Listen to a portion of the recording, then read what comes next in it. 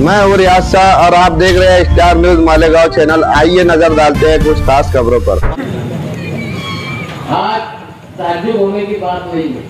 बेगाजी अहमदुल्लाह खान जो है हमारे एमएलए से हट के यहाँ आ गए। असल में 1994 में शेख रशीद साहब शेख अब्दुल कादिर सोसाइटी के पावर हाउस के एस्टीमेट के ताल्लुक से 7,500 रुपया एस्टीमेट आया था। तब मालूमात दी गई तो पैराडाइज स्कूल का 750 रुपया आया। तो मोइन भाई को बोलने लगे शेख इमाम साबिक कारपोरेटर क्या अपने को ये तहरीक चलाना है, अब ये काम को करना है। तो शेख मोइन साहब ने कहा कि गाजी अहमदुल्लाह खान साहब को अपन लगाते हैं, वही अर्जी करके आएंगे और तहरीक शुरू करेंगे। हमने अर्जी करके आया, 20 रुपया लगा रिकॉर्डिंग टाइपिस्ट के पास और अर्जी करके शेख रशीद साहब और मैं अखबार बिछाकर बाद में हमदर्दों ने लाके ताड़ बिछा दिया था, लेकिन अखबार बिछा के हमने कपड़ा उतार कर वहां धरना दिया और तहरीक शुरू हुई। और उसी तहरीक से मेरा जहन बना कि शेख रशीद साहब को इस शहर का एमएलए होना चाहिए, क्योंकि जब हम वहां बैठे तो सैकड़ों लोग आते थे रशीद साहब से मिलने के बाद। तो मैं हैरान था कि यहाँ साहब तो रशीद साहब को इतना बुरा लिखते, इतना बुरा बोलते, मुझे इतने लोग कैसे आ रहे हैं मिलने। माँ बहनें भी आती थी। तो मैं परेशान था। शेख रशीद साहब से पूछा तो बोले देखो मेरे हमदर्दे जो मेरे दोस्त लोग हैं, शब्बीर भाई, हैदर भाई और उनके साथ के जो लोग थे, तो बोले उनसे पूछो कि ये क्यों आ रहे। तो मैंने जब उनसे पूछा तो बताया कि साहब जो है काउंसलर भी नहीं थे, लेकिन सकावत होटल पे बैठते थे तो वहां पे कोई ना कोई मजबूर परेशान आता था। तो शेख साहब रशीद साहब के पास पैसे भी नहीं होते थे, तो वो बोलते थे ठीक तू बैठ, 1-2 घंटे में मैं तेरा इंतजाम करता हूँ। और वो निकलते थे और पैसा लाके उस आदमी को देते थे। तो बोलने के बाद सकावत अल्लाह ताला ने उनके अंदर पहले से बना के रखी। और वही चीज को देखकर मैंने दिमाग बनाया कि साहब आप एमएलए का इलेक्शन लड़ा रहे। बोले नहीं, इतना बड़ा इलेक्शन कौन लड़ेगा। फिर हमने कोशिश करे तो फिर माहौल बनते गया। तो हमने बताया कि हम लोग जब गए अजमेर तो जब हमारे साथ 14 कारपोरेटर 14 काउंसिलर लोग थे, उसमें माँ बहनें ज्यादा थी। तो रास्ते में सुंगीर फाटे के पास जो है मोइन भाई और मैंने उनको लटक गए कि तुमको वहां से आने के बाद मेयर का इलेक्शन लड़ना है, प्रेसिडेंट का इलेक्शन लड़ना है। तो वो हमारी गाड़ी में दूसरा कि मैं भाग के दूसरी गाड़ी बोले मेरे को फंसाओ मत। मैं और मोइन भाई बोले कि इंशाअल्लाह तुम ही बनेंगे प्रेसिडेंट, तुम हिम्मत करो। फिर अजमेर गए, वहां दुआ करे और अल्लाह ताला ने सुना। तो निहाल साहब जो है वो शमसू मेंबर और इस्माइल मेंबर ऐसे लोगों को लगाकर फिर कब देखे कि शेख रशीद साहब के पास 14-15 वोट हो गई है, तो बोले तू प्रेसिडेंट बनना। और वो हिसाब से फिर गेम चला और गेम सक्सेस हुआ और रशीद साहब प्रेसिडेंट बने। तो प्रेसिडेंट बने तब फिर हमने बोले कि आप एमएलए का इलेक्शन लड़ो। अरे बोले नहीं, बोले मैं नहीं लड़ूंगा। फिर कुछ दिन के बाद बोले ठीक है, बोले मैं लड़ूंगा, 10,000 वोट भी मिली तो लड़ूंगा। हम बोले नहीं, तुम जमानत बताएंगे अब 2 नंबर पे रहेंगे। हम वहां 1 नंबर बोलते क्योंकि बहुत बड़ी जोड़ है, लेकिन सकावत की वजह से तुम 2 नंबर पे आएंगे। और हमने फिर कोशिश करे तो उनको 34,600 वोट मिली और 2 नंबर पे आए। तो 2 नंबर पे आए, बस 99 में फिर अल्लाह ने नवाज दिया। तो जब हम लोग रशीद साहब को बताते कि यहाँ से 4 आना देते, वो भी ऐसा देते कि ये चिट्ठी लिख दे जाओ वहां से ले ले। यानी एक आदमी यहाँ साहब के पास आया, वहां तो शर्मिंदा हुआ पैसा मांगते, फिर ये देते थे चिट्ठी लेके जाओ वहाँ, साथ में जाए वहां भी शर्मिंदा हो। और वहां भी शर्मिंदा तो बोले यार के भी भेज दो, चलो वहां से पैसा मिल जाता। तो रशीद साहब हमने बोले कि तुम खर्चा करो और तुम्हारे जेब से पैसा दो, लोगों को इधर उधर भेजना मत। तो आदमी को लगेगा कि मेरी इज्जत है। और रशीद साहब चुप्पे से ना ऐसे मुट्ठी बांध के हाथ मिला के पैसा देते थे या किसी को तो खिस्से में डाल देते। तो 3,500 पहला मैडम साहबा बैठी है, 3,500 बेवा और तलाकशुदा जो अपने घर चलाने से मजबूर थी, ऐसी औरतों को शेख रशीद साहब पैसा देते थे। बताओ शेख हमारे शहर का एमएलए इमाम लोगों को पैसा मांगने जाते दवा खाने का, तो बोले मैं दुआ कर दूंगा। दुआ के साथ असबाब भी लगता है। तो क्या शेख रशीद साहब को दुआ नहीं आती थी? उनको भी आती, लेकिन उन्होंने नहीं बोला।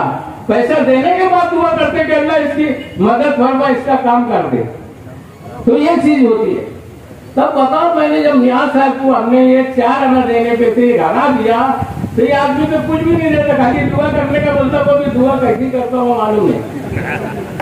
तो इस तरीके से हमने देखे कि वही हालात जब शेख रशीद साहब इलेक्शन लड़ने आए, तो नियाज साहब की जो हालत थी कि शहर में किसी की मासी मदद नहीं करते थे, काम भी नहीं करते थे। और आज जब मैं मुफ्ती साहब के पास से निकल के यहाँ आया, तो मेरे पास कई लोग आए और बताए कि हमने दवा खाने के लिए पैसा मांगा। एक वाकया बताता मैं, नूर हॉस्पिटल के सामने मेडिकल स्टोर है, मुफ्ती साहब वहां बैठते थे। एक पेशेंट था उसके वहां का, उसको 6000 रुपया घट रहा था। तो वो परेशान हो गए, मेरे पास नहीं है डॉक्टर साहब, कहीं पैदी साहब को बोला।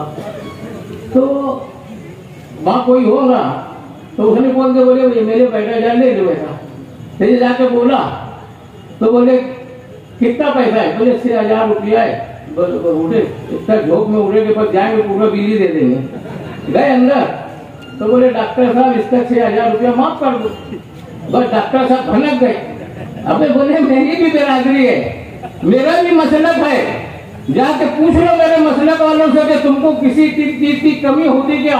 हमारा अपना फंड है, बोले अहले हदीस का फंड, उससे हम लोग उनकी जरूरत पूरी करते। तुम्हारे पास भी जमीयतुल उलमा का फंड है, चलो महीने का बाजू में रखो। तुम बोलते हो मैं बहुत ईमानदार नहीं खाता, मत खा, चल मगर वहां से तो गए हो तो मदद के लिए चंदा मिलता है, तो शर्मिंदा होकर वहां से निकले हो। तो वो पैसा सईद फैजी ने अपनी तरफ से माफ किया, मगर वो हजरत ने जमीयतुल उलमा का भी निकाल के नहीं दिए। तो बताओ मेरे मालेगांव शहर के लोगों, जो टाइम शेख रशीद साहब का हमने आगे बढ़ाया था, आज वही टाइम के लिए, क्योंकि शेख रशीद साहब ने मुझे बहुत आजीजी से बोला था कि कैसे भी करो तायरा मैडम गवाह है घर में बैठ के। हम लोग बोलते थे आप ही लड़ो, 1 लाख से ऊपर और तुमको मिलेंगे। बोले नहीं, अपने को नौजवान को आगे बढ़ाना है, आसिफ को आगे बढ़ाना है, तो मुझसे बातें करो। मैं 2-3 दफा बल के बोलता था, तकरीरों में मीटिंगों में साथ में था। तो वहाँ रशीद का उठ के ना मारने लगे, मारो हमारे हाफिज का ही नाम बोल। चलो फिर वहां से लाइन बैठी, फिर हमने जो लड़ना चालू किया, अल्लाह ने उनको 14 में नवाजा। तो आज अभी जो काना मीटिंगें होंगी, महिलाओं की मीटिंग भी होगी, जेंट्स की मीटिंग भी होगी, और ऐसे ऐसे वाकयात शेख रशीद साहब का मैं बताऊंगा कि पूरा मजमा जो पुलिस डिपार्टमेंट के लोग आएंगे, उनके भी आंखों को देख लेना। अगर उनकी आंखों से आंसू नहीं निकले तो गाजी अमनुल्लाह का नाम न लेना। ऐसे ऐसे वाकयात शेख रशीद साहब के साथ रुमाया हुए हैं। वही आसिफ साहब ने मुझे जब आपकी बात हुई तो बोले शेख रशीद साहब की जिंदगी आपने बहुत करीब से देखी, और एक वाकया और खाली इस्लामपुरे का सुना के बैठ के अपनी जगह दूंगा कि मैं शेख रशीद साहब के पास घर पे 1000 कौली आगे घर पे बैठा था, सुबह सुबह का टाइम था। तो एक आदमी आया, मैंने कारखानेदार था, बड़ा सेठ था, साइकिल लेके आया और रुक गया। तो साहब ने बोले आओ बैठो। वो आदमी बैठा तो बोले कहा बैठ। बोले साहब का क्या हाल है? यानी साहब उसको अच्छी तरह से पहचानते थे कि निहाल साहब का। हाँ बोले बहुत अच्छा है, मगर बोले ना जब तक साहब जिंदा हम लोग ने वही रोटियां देंगे, है ना, जब तक जिंदा है वही रोटियां देंगे। चाचा बोले चल पूरा क्या काम है? बोले हम लोग ना मेरी बहन का इलाज किए फारान हॉस्पिटल में, और लाखों रुपया लग हुआ, और अब 750 रुपया रोज की दवाई का पैसे का हम लोग के पास इंतजाम नहीं है। तो बोले कितने दिन की दवाई? बोले अभी तो 10 दिन की है, लाएंगे। तो अल्लाह सुरैया भाभी की भी मगफिरत करे, रशीद साहब की भी आवाज दिए, सुरैया भाभी आए। तो बोले इनको ना हर 2 दिन के बाद 5000 रुपये दे देना। बोले साहब इतना नहीं लग रहा है। अबे बोले खाली दवाइयाँ खाएंगे, खाना भी खिलाएंगे। अबे दवा के ऊपर खाए के भी रहा था बोले। तो बोलने का मतलब ये है कि उस आदमी को अंसारी है और इस्लाम पूरे का है और निहाल साहब का पक्का वर्कर है, खासदारी वर्कर उसके बाद भी उन्होंने उसकी मदद की और भाभी से बोल के वो पैसा दिलाया। तो बोलने की बात यह है कि आगे तो बहुत सारी वाकयात है। ठीक है, रशीद साहब जब मेंबर बने, काउंसलर बने, तो वही टाइम में म्यूनसिपलिटी का लाइसेंसदार प्लम्बर बना था। तो दोनों का काम ना साथ ही में चलता था। तो उनकी जिंदगी से बहुत वाकियत भी है। और यहाँ तो रिजवान मेंबर बैठे हैं, वो तो सीनियर आदमी है, मुझसे भी ज्यादा और सारे वाकयात जानते हैं, उनकी भी तकरीर आगे हम लोग को सुनना रहेगा। बहरहाल आज मैं इतना ही बोलकर सिर्फ ये कहूंगा कि हमको उठना है और एमएलए साहब की जो है पूरी रुदार आवाम को सुनाना है। अभी एक फारूक भाई बोल रहे थे क्या ये किसी वर्कर के साथ वोट देने के बाद पहुंचे नहीं। मैं नियाज साहब के साथ भी रहा, शेख रशीद साहब के साथ भी रहा, और इनके जो पुराने वर्कर थे जो इनके से मदद करते थे, मेहनत करते थे, अगर किसी वजह से महीना 15 दिन में दिख जाए तो अपना आदमी भेज देते हैं, उसको क्या जरूरत है, क्यों परेशान है। तो खुद पहुंचते थे और पहुंचने के बाद फिर आदमी लगा के भेजते थे जब उसकी क्या जरूरत हो पूरी था। तो यही चीज जो है इनके अंदर नहीं है। ये तो बोलते बस मोरी सलाहियत पे चुन के आयो मैं गाँव और बाढ़ में। यही बोला था नियाज साहब ने 1995 में, मैं मेरी मैडम साहिबा मैडम की वजह चुन के आया। जब गाँव में पलटा लगे रशीद साहब जो 99 में मेरे बन गए। तो जो अपनी सलाहियत या अपनी बीवी की सलाहियत के ऊपर बात करता है उसको गाँव पूरी तरीके से नाकार देता है। क्योंकि तारा मैडम का जब रिकॉर्ड करे, तारा मैडम का रिकॉर्ड था इसी डे मनी थी तो कितना लेती थी टका, 60% टका मेरे एक दोस्त से लिए। और जब नियाज साहब को बोला गया तो नियाज साहब ने क्या बोला, कितने रुपए बोले, वो एम्बुलेंस के वास्ते पैसे, आज तक एम्बुलेंस भी गायब है और वो ठेके का हिसाब भी गायब है। तो बोलने की बात ये आगे सब हमको जो पूरी ताकत से लड़ना है और हक के ऊपर लड़ना है। आसिफ साहब जब एमएलए बने इतने बड़े बड़े प्रोजेक्ट लाए, अगर एक दफा और कांग्रेस राष्ट्रवादी की हुकूमत में ये रहते तो मिनिस्टर भी रहते और बड़े बड़े काम लागे, लेकिन इनके टाइम पे बीजेपी शिवसेना की सरकार थी इसलिए वो काम रुका रह गया। अब आने वाला वक्त तो जो है इंडिया गठबंधन का गण बैठाएगा और इंशाअल्लाह ताला आसिफ साहब मिनिस्टर भी बनेंगे और शहर के तमाम विकास के काम करेंगे।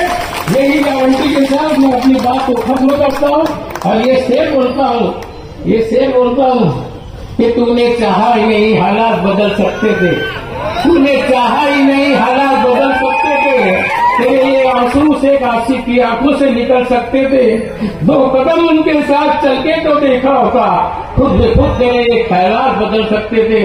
और तुम तो ठहरे रहे झील के पानी की तरह, दरिया बनते तो बहुत दूर निकल जाते थे। आज शहर कहां से कहां पहुंच जाता। अल्लाह हाफिज। इस वीडियो को लाइक करें, हमारे चैनल को सब्सक्राइब कर बेल आइकन जरूर प्रेस करें। हम